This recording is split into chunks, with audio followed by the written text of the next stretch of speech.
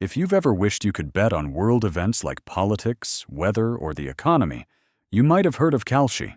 It's a real money prediction market where you can place small bets on yes or no questions, like will inflation go up next quarter? Or will a hurricane hit Florida this year? Sounds wild, but it's totally legal and regulated, like a stock market for world events. That makes it fun if you're into staying updated and want to test your knowledge with real stakes. And unlike gambling sites, Kalshi is fully licensed and backed by big investors. But here's the deal.